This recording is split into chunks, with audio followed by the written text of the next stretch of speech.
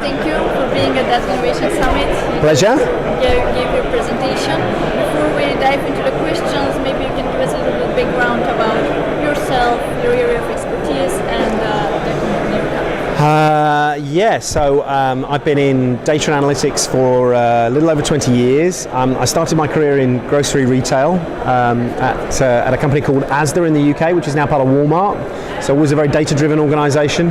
I've worked for another retailer, I've worked in consultancy, and for the last 12 years I've worked for Teradata. Teradata is kind of one of the leading providers of data and analytic technology solutions and services, and we get to work with a lot of big customers across a lot of different industry verticals. So in the last 12 years I've done work in retail, but also in retail finance, manufacturing, utilities. So I'm a lucky guy. I get to see lots of different projects. A lot of great experience. So you talked about analytics in action and also about data-driven organizations. So what is your recommendation? How can organizations actually become more data-driven? Well, I think the mistake that we see a lot of companies making right now is to focus too much too early on the technology, and that's maybe a slightly surprising thing for a representative from a technology company to say, right? Because obviously in the end we're very interested in companies that want to buy technology solutions and services. But there's been so much evolution in the technology in the last few years that people get hung up on the technology. I was talking to a very, very large organisation recently that's built a 20 petabyte big data system and only supports 2 use cases. And it's a huge system, very expensive to build, very expensive to maintain, and they've only got 2 use cases. And I think the problem that organisation has is a problem that a lot of organisations have. They weren't clear, and I thought the speaker from Vattenfall explained this really well this morning. A lot of organisations aren't clear what they're trying to achieve. They have this belief that if they just collect enough data on one of the cool new platforms and put it all in one place, that suddenly insight will miraculously spring out of the platform. And I just wish it was that simple, right? It's not. Yeah. You've got to be really clear about the business strategy, you've got to be really clear about the important business objectives, and then you've got to think critically about how data and analytics can improve those things, and you have to work backwards in that way. So, what's the strategy? What are the business objectives? Which use cases could be interesting? Which data would I need to support those use cases? And then and only then, now let's have the conversation about which is the right technology, which analytic techniques are the right techniques. But too many organizations go about it exactly the wrong way around, and they end up investing a lot of time and money in building this asset, and nobody's really sure what it's there for, and nobody really knows what data's in it or how to find it. And then the business gets very frustrated because they say, look, you told us we had to be patient and wait while you built this thing. It's been 18 months already and there's no value. And that's when everybody starts building their own solution, and then very quickly you get to the kind of governance issues that, again, the speaker from Vattenfall described, right, where you've got lots of activity, but you've also got 50 different silos. So technology is only one part. Absolutely, yeah. So what are actually the concepts that underpin data science, like the central concepts? So data science is one of those terms a little bit like big data, right? Where there's a lot of people talk about it, but there's not really very much very clear agreement about a good definition. Yeah, lots of buzzwords, but not really much agreement. Different people use the same words in this industry at the moment, sometimes interchangeably to mean the same things, and sometimes to mean totally different things, right? So for me, data science is really, it's machine learning plus data mining plus experimental method. And I think those are the 3 things that data science is about. So we talked a little bit about machine learning this morning, and that's very, very important. Machine learning, of course, assumes that you've got a labeled historical data set in many cases. Supervised machine learning assumes that you've got a set of data that you can use to train the model where you know the outcome. And you don't always have that, right? Lots of situations you don't have that. So so-called unsupervised techniques, data mining is very, very important as well. And then this idea of experimental method, like we said in the presentation, the big web properties don't try and predict how big to make the buy it now button. They run a series of A/B tests. They experiment, they try different things, and they see what works. And the outcome isn't a prediction that may or may not be right, it's a measurement of what works right now, and that's a much surer basis to make that decision on. So you have to be open in trying different approaches and using the right approach to solve the right problem, rather than just trying to turn everything into a machine learning problem. So if I understand correctly, data discovery is quite a big, it has quite a big role in analytics. So what are actually the challenges when it comes to data discovery? Yeah, I mean, I think you're absolutely right. Data discovery is really, really important. And that discovery word is important because certainly the data discovery part of a modeling project, where we're kind of researching and building the model, it's much more like research and development than it is like software engineering. And we have these kind of models for how that process works. The CRISP DM is probably the best, the most widely known model.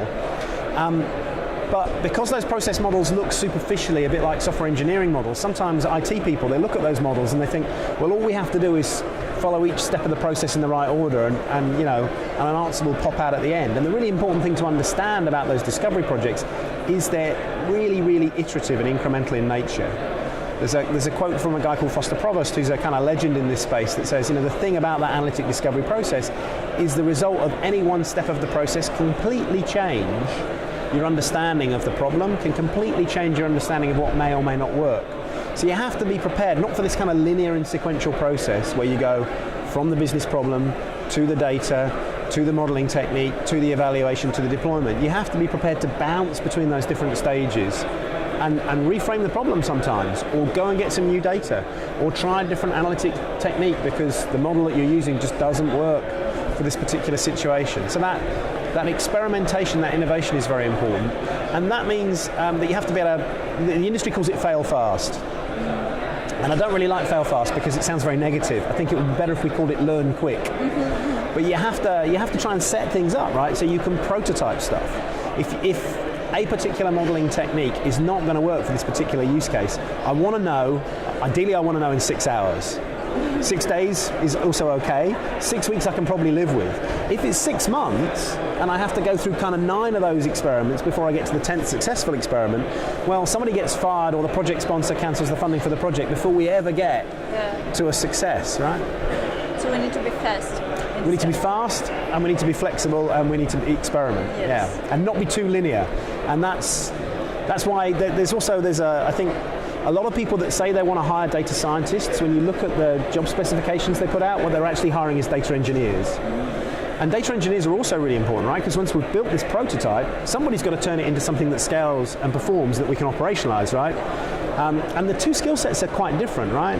In one case, we want somebody that's very creative, that really understands modeling and numbers, that can probably do some programming, but we don't need them to be building the production system, right? It's fine if they're a hacker. It's okay if it's held together with string, just as long as we can prove it, right? But then when we've proved that the concept works, well, now we need to operationalize it. You know, we might be making next best action recommendations on a website, so we need a response in 100 milliseconds. And then it's not good enough that it's held together with brown paper and string, right? Then it really needs to be engineered. So it's not that data scientists are more important than data engineers, or that data engineers are more important than data scientists, but it's really important to understand if you want to do this end to end, you need both. So what do you think we can expect actually in the next 12 to 18 months when it comes to data science and analytics? Wow. Making predictions about this industry is really hard at the moment because it's changing so fast. So thank you very much for putting me on the spot. That's realistic for the end. I think there's a couple of things, right? I think there's been this kind of explosion in analytic technologies over the last few years, and I think that's broadly a very good thing. That we've now got better solutions to a whole class of problems than we had before, and the competition has kind of made everybody smarter. I don't think that can continue indefinitely. I think you get to a point where the landscape becomes too fragmented, the technology landscape in particular becomes too fragmented, and it becomes too difficult for organizations to assemble working platforms. So I think there's probably likely to be some consolidation around some of the technologies. Personal opinion, not necessarily the opinion of the Teradata company. I think we're going to see a lot more emphasis on some of the newer machine learning techniques like deep learning, but I hope also that we'll start to see some increased realism about those things. I think I said in the presentation that the reality is that all of these different analytical techniques have different sets of trade-offs. Some are much more accurate, but they're also more prone to overfitting, and they're more complex to deploy and maintain. Some are easier to generalize, but a bit less accurate, but also easier to interpret. Matching the right technique to the right use case and to the right constraints, regulatory, financial, this is really, really important. And I think People are a bit too keen to reach for the buzzwords at the moment, and don't always step back and think, well, what are the problems I'm trying to solve, and what are the constraints that I have to operate in? So hopefully we'll see some kind of rationalization in that space. And then the other thing I think that's really, really important, and the industry hasn't really given enough thought to yet, is a lot of the big customers that we work with, 5 years ago they had maybe a dozen predictive models in the organization. Especially if it's a bank, probably 9 of them in credit risk, right? A couple of propensity to buy models. Today already, those same companies have got hundreds of models. In many cases serving the same use cases, but now they've got very many models targeted at different customer segments.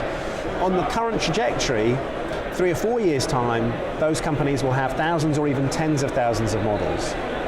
And that becomes a problem, right? Because then you've really got to take model management much more seriously than you do today. Because models get old, right? Fraud models, the fraudsters learn how to game them, and so you have to constantly be reviewing, is the model still stable? Is the model still accurate? Is the model still achieving what I need it to do?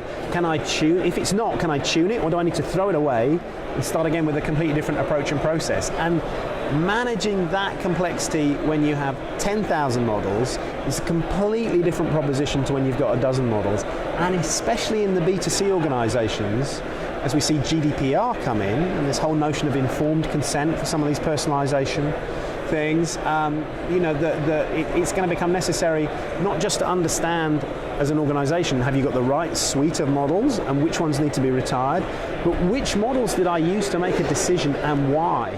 And have I got a history, have I got an audit of that process that I can use with the regulator, with customers? This is an area that's really, really immature in most organizations today. So there will be still a lot of changes, still a lot of innovation to come. Yes, I hope so. That's what makes it interesting to work here, right? It's an exciting field and future for it. So Martin, thank you so much for taking the time for the interview and being here today. Enjoy the rest of the event. Thank you, my pleasure. It's a real pleasure.